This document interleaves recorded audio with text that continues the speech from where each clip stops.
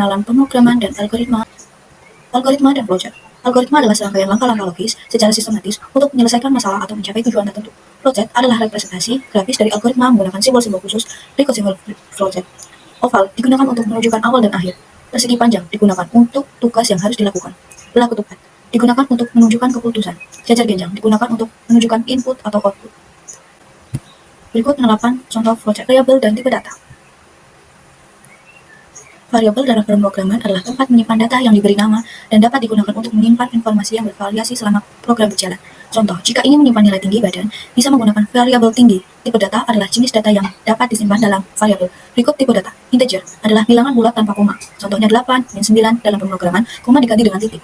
Yang kedua, float adalah bilangan pecahan atau desimal. Contohnya 3,14, negatif 0,001, 1,0,5. String adalah kumpulan karakter atau teks. Contohnya hello, Python is fun. Yang keempat adalah boolean, hanya memiliki dua nilai yaitu true atau false. Aturan penamaan variabel. 1. Variabel harus dimulai dengan huruf A sampai Z atau underscore. Contohnya nama underscore atau underscore 5. 2. Variabel tidak boleh diawali dengan angka. Contohnya 2 tinggi. Kalau tinggi 2 itu boleh. 3. Nama variabel hanya boleh mengandung huruf, angka, dan underscore. 4. Nama variabel bersifat case sensitive, artinya huruf besar dan kecil dibedakan. Contohnya nama dan nama adalah dua variabel yang berbeda. 5. Nama variabel tidak boleh menggunakan kata kunci dari bahasa pemrograman. Contohnya if, else, for, dan lain-lain. Deklarasi dan inisialisasi variabel. Contoh program sederhananya. Operator aritmatika, logika, dan relasional. Operator aritmatika. 1. Penjumlahan. Menambahkan dua nilai. Contohnya 4 ditambah 6 menghasilkan 10. Kedua, pengurangan. Mengurangkan satu nilai dari nilai lainnya. Contohnya 5 dikurangi 3 menghasilkan 2.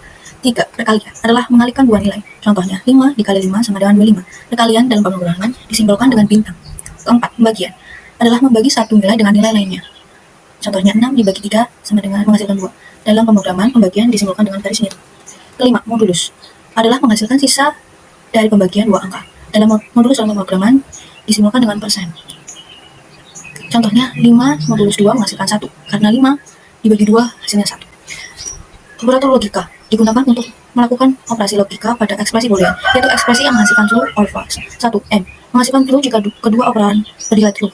True dan false menghasilkan false. 2. Or menghasilkan true jika salah satu operan bernilai true. True or false menghasilkan true. Ketiga, not membalikan nilai boolean menghasilkan true jika operan bernilai false, dan sebaliknya. Contohnya, not true menghasilkan false. Operator relasional. 1. Sama dengan menghasilkan true jika kedua nilai sama. Contohnya 5 sama dengan menghasilkan true. Sama dengan di sini disimbolkan sama dengannya 2. Kedua, tidak sama dengan menghasilkan true jika kedua nilai tidak sama. Contohnya 5 tidak sama dengan menghasilkan true.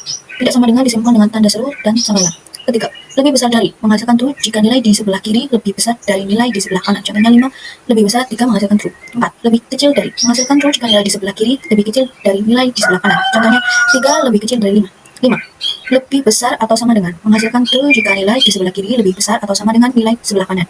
Contohnya 5 lebih besar atau sama dengan menghasilkan true. 6 lebih kecil atau sama dengan menghasilkan true jika nilai di sebelah kiri lebih kecil atau sama dengan nilai di sebelah kanan. Contohnya 3 lebih kecil dari 5 menghasilkan true. Mengkombinasikan operator dalam ekspresi. Struktur kontrol pencabangan if-else. Konsep pencabangan if-else. Pencabangan if digunakan untuk memeriksa suatu kondisi. Jika kondisi tersebut bernilai true, maka blok kode di dalam if akan dieksekusi. Jika kondisi tersebut bernilai false, maka blok kode tersebut akan dilewati. Pencabangan if-else. Jika kondisi bernilai true, blok kode di dalam if dieksekusi. Dan jika false, blok kode di dalam else dieksekusi. Pencabangan if, else if, atau elif. Memeriksa beberapa kondisi secara berurutan. Jika kondisi pertama salah, maka program akan memeriksa kondisi kedua dan seterusnya. Penerapan pencabangan dalam pemrograman. Contohnya seperti di gambar. Perulangan atau looping. Perulangan atau looping sendiri adalah sebuah proses pemrograman yang mengizinkan kita untuk menjalankan suatu blok kode berulang hingga kondisi tertentu terpenuhi. Perulangan digunakan ketika kita ingin mengulang sebuah proses tanpa harus menulis kode yang sama berulang-ulang. Struktur perulangan. Perulangan for digunakan ketika kita mengetahui berapa kali perulangan akan dijalankan. Biasanya perulangan ini digunakan dengan fungsi rank, disimbolkan dengan tanda kurung, untuk mengontrol berapa banyak iterasi yang akan dijalankan. Perulangan while adalah akan terus mengulang blok kode selama kondisi yang diberikan bernilai true. Struktur ini cocok ketika kita tidak mengetahui jumlah yang pasti perulangan yang akan dilakukan. Perbedaan for dan while.